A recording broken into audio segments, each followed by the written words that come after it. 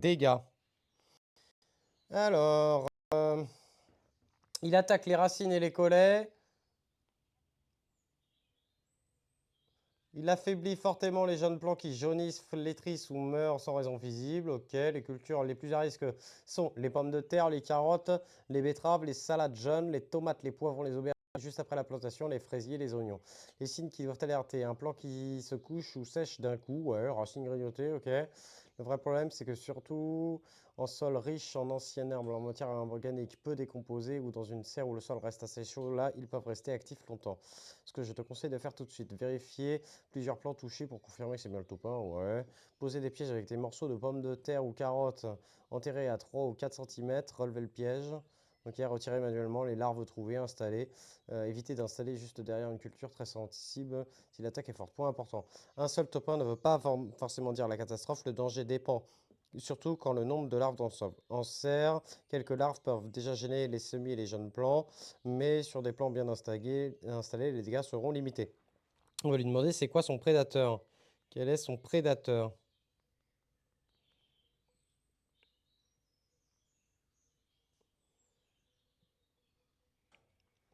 Les oiseaux, les merles, les étourneaux, les carables, les hérissons, les musaraignes, certaines taupes. Ok, ok, les nématodes. Bon, qu'est-ce qu'on fait? Taper 1 pour le buter, taper 2 pour le laisser tranquille.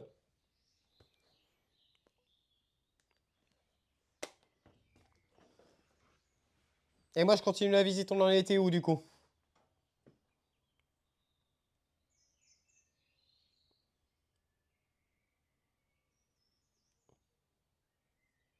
Trois pour le sortir. Oh putain, ça y est, il est revenu, ironique, avec ses coupés et les limaces. Mais t'es pas bien, toi, hein. T'es pas bien, hein.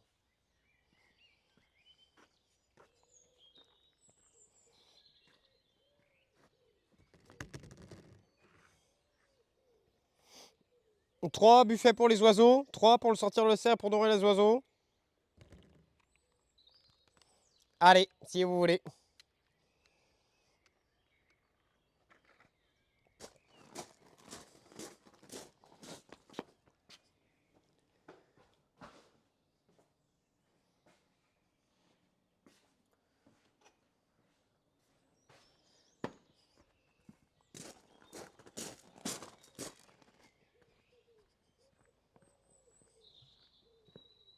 Et puis bah, par contre, Topin ravageur, enfin je veux dire quand même à noter dans le, quand même à noter dans notre bestiaire.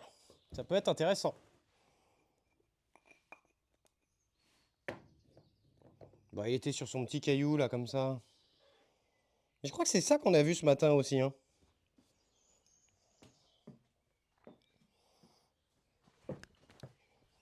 Donc ce qu'on va faire, c'est que on va le mettre tranquillou là-dedans. Hop là. On en était où les gars? Au niveau de la visite.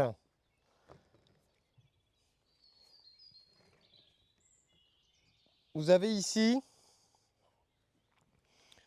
un gestionnaire de campagnol ou gestionnaire de campagnol ou voleur de croquettes, on ne sait pas trop.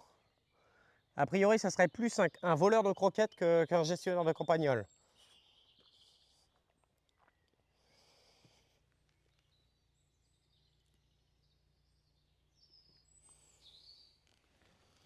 On en était où sur la visite, les gars?